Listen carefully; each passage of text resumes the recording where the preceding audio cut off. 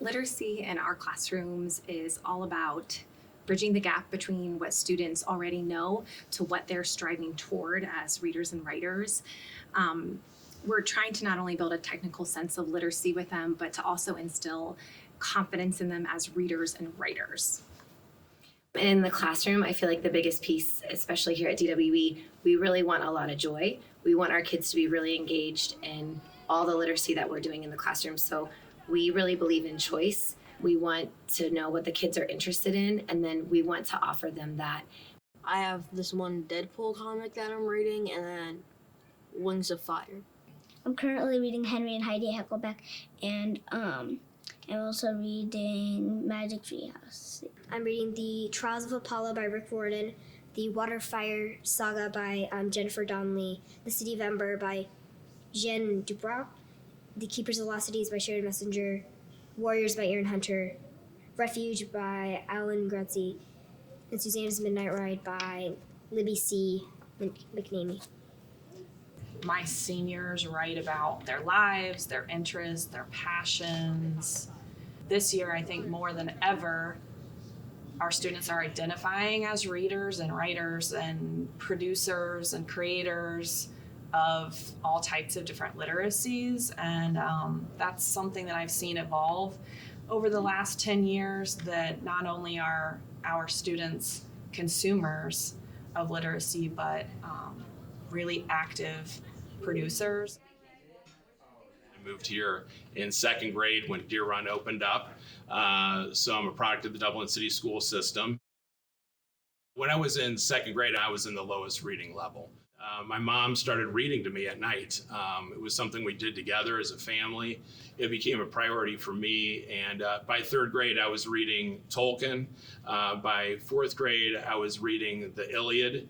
And it just, that growth that I was able to have just because of a want to and seeing the importance of it has really helped me think I need to do that for my students.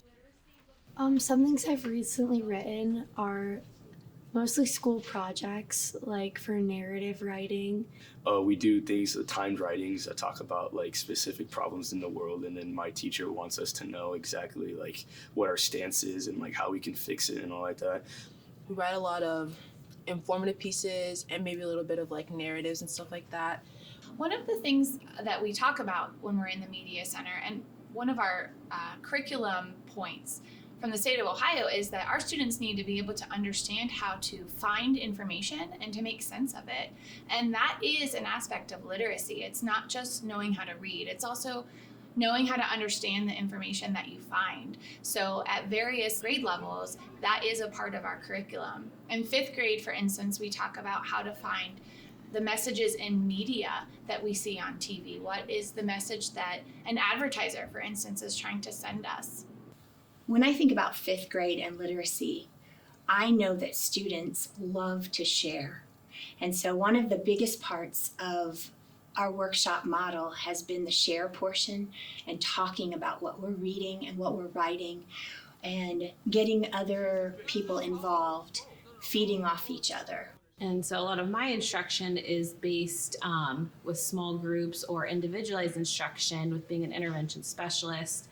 My lessons are more tailored to that student's specific needs. And a lot of my students have reading disabilities or even dyslexia. So it's making sure those students get auditory, visual, kinesthetic, and tactile feedback so I can really help them attack words with the end goal being reading fluency and reading comprehension. So in the early grades, we have the expression of kids are learning how to read, and then by like fourth grade, kids are reading to learn. So at that point, it's more focused on comprehension. We're able to tie in the different content areas where they can read about those standards, so they're practicing reading and learning about content areas at the same time. So what I decided to do was get some help from some teachers. We gathered a bunch of Bitmojis for the pictures, and we created a picture book to teach ratios. And along the way, kind of what we were trying to incorporate was some of those language arts standards with dialogue, with setting description, things like that. But also, if they could follow a plot and follow a story and learn about ratios along the way, just having that story and incorporating that into the curriculum that was already made, that was already given to us, that connection became really powerful. And I think ultimately it made for a very successful experiment.